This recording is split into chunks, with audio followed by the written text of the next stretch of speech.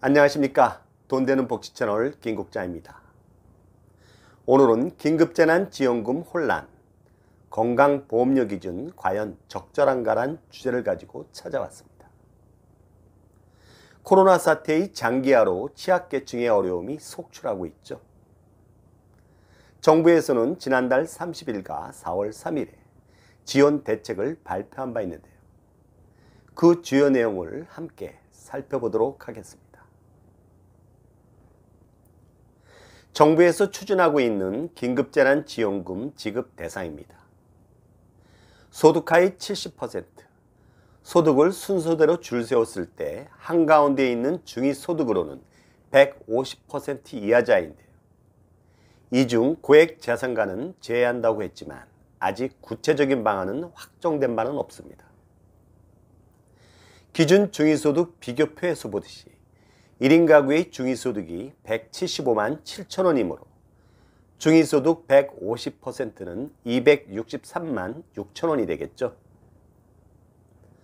반면 4인 가구의 중위소득이 474만 9천 원이므로 중위소득 150%는 당연히 712만 4천 원이 됩니다. 결국 1인 가구의 소득은 중위소득 150% 이하인 263만 6천 원 이하, 4인 가구의 소득은 역시 중위소득 150% 이하인 712만 4천 원 이하라면 긴급재난지원금을 받을 수 있다는 의미입니다. 긴급재난지원금 지급금액입니다. 4인 가구 기준으로 가구당 100만 원인데요. 1인 가구는 40만 원, 2인 가구는 60만 원, 3인 가구는 80만 원, 4인 가구 이상은 100만 원입니다. 긴급재난지원금은 지자체와 매칭 형태로 지급됩니다. 정부에서는 소요 예산의 20%를 지자체가 부담하도록 하고 있습니다. 경기도는 1인당 10만 원, 4인 가구 기준으로 40만 원이 되겠죠. 아래 표에서 보듯이 정부 지원금 100만 원에 경기도의 재난기본소득 40만 원을 더한 140만 원을 그대로 받는 건 아닙니다. 경기도는 정부 지원금 100만 원의 20%에 해당하는 경기도 몫의 예산을 추가로 편성하진 않았습니다. 따라서 정부 지원금 80만 원에 경기도의 재난기본소득 40만 원을 더한 120만 원을 받게 되는 겁니다. 긴급재난지원금 중복 수령 여부입니다.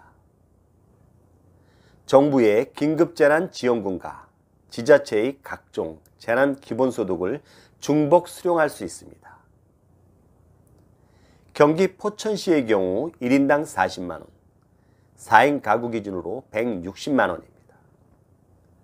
정부에서 80만 원, 경기도에서 40만 원, 포천시에서 160만 원, 결국 4인 가구 기준으로 총 280만 원을 받을 수 있다는 의미가 되겠습니다. 긴급재난지원금 지급 대상 선정 기준입니다. 2020년 3월 건강보험료 기준으로 선정하되 가계금융조사 등과 연계한다는 입장입니다. 하지만 아직 구체적인 방안은 결정된 게 하나도 없습니다. 소득하위 70%, 즉 중위소득 150%에 해당하는 가구원 전체의 건강보험료 본인 부담금 현황입니다. 가구원 수 및 가구 유형에 따라 약간 차이가 있는데요.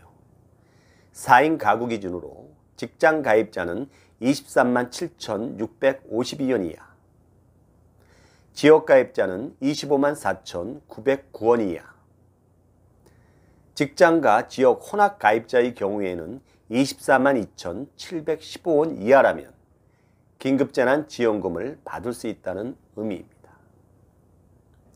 참고로 유공조와 건강보험에 가입하지 않은 의료급여 수급가구는 당연히 지원 대상에 포함됩니다. 건강보험료 가구원수 기준입니다. 2020년 3월 29일 현재 세대별 주민등록표상 가구원입니다. 즉 주민등록법상 거주자 중에 세대별 주민등록에 등재된 사람을 동일 가구로 본다는 의미입니다. 가장 흔한 사례를 보면 첫째, 민법상 가족이 아닌 사람이 주민등록표상 동거인인 경우에는 다른 가구로 보고요. 둘째, 건강보험 가입자인 피부양자로 등록된 배우자나 자녀는 비록 주소지를 달리하더라도 동일 가구로 보게 됩니다. 예를 들면 아버지는 직장 문제로 지방에 주소지가 있고 배우자와 자녀가 서울에 주소지가 있을지라도 아버지의 건강보험 피부양자일 경우엔 동일 가구로 본다는 의미가 되겠습니다. 단 가입자의 피부양자로 등록된 부모는 주소지가 다를 경우 별도의 가구로 봅니다. 결국 긴급재난지원금을 받을 수 있다는 얘기가 되겠죠. 건강보험료 적용상의 문제점입니다. 건강보험료를 적용하면 코로나로 인한 현재의 상황을 거의 반영할 수 없습니다. 왜냐하면 대부분 직장가입자의 건강보험료는 2019년 원천 징수액을 기준으로 부과되고 있고 지역가입자의 건강보험료는 2018년 소득이나 재산을 기준으로 부과되고 있기 때문입니다. 결국 시기 불일치로 인해 현 코로나 상황을 거의 반영할 수 없다는 의미가 됩니다. 참고로 대부분의 직장은 2019년 원천징수 자료로 2020년 건강보험료를 부과한 후 2021년 초에 정산하는 계산 정산 방식을 취하고 있고요. 지역가입자는 2018년 소득 및 재산을 기준으로 2020년 건강보험료를 부과하고 있습니다. 따라서 현재는 소득과 재산이 없더라도 2018년에 소득과 재산이 많았다면 긴급재난지원금을 받을 수 없고요. 반대로 현재 소득과 재산이 많더라도 2018년에 소득과 재산이 적었다면 긴급재난지원금을 받을 수 있다는 겁니다. 특히 지역가입자의 건강보험료의 산정 대상은 직장가입자와는 달리 근로소득을 포함한 종합소득과 주택, 토지, 자동차 등과 같은 재산도 산정 대상이라는 겁니다. 정부에서는 긴급재난지원금 신청 시에 급격한 소득 감소 등을 입증하면 선정해주겠다는 입장이지만 구체적인 기준은 아직 마련되어 있지도 않습니다. 가장 큰 문제는 건강보험료 기준으로 한다는 그 자체입니다. 첫째는 시기 불일치, 둘째는 직장 가입자와 지역 가입자 간의 형평성 문제, 셋째는 맞벌이 및 다자녀 가구의 보육 부담 등이 전혀 고려되지 않았다는 점, 넷째는 소득 역전 현상에 대한 고려가 전혀 없다는 점 등입니다.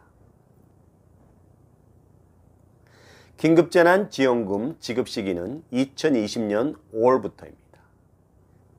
신속하게 2차 추경 예산안을 제출하고 총선 직후에 국회에서 처리하겠다는 일정인데요. 따라서 실제 지급은 5월 중순부터 지급될 것으로 예상되고 있습니다. 참고로 독일은 신청하면 3일 내, 미국은 신청하면 1, 2주 내에 지급된다고 합니다. 우리는 아직도 명확한 기준이 없고 더 걱정스러운 건 땜질 처방이 반복될 것 같다는 우려입니다. 긴급재난지원금 지급 형태입니다. 지역 상품권과 전자화폐입니다. 다음엔 긴급재난지원금에 대한 다양한 비판들입니다. 힘든 사람을 잘 찾아 도와주지 못할 바엔 차라리 다 주는 게 낫다. 사회적 편가르기로 국민들의 갈등과 분열만 조장한다.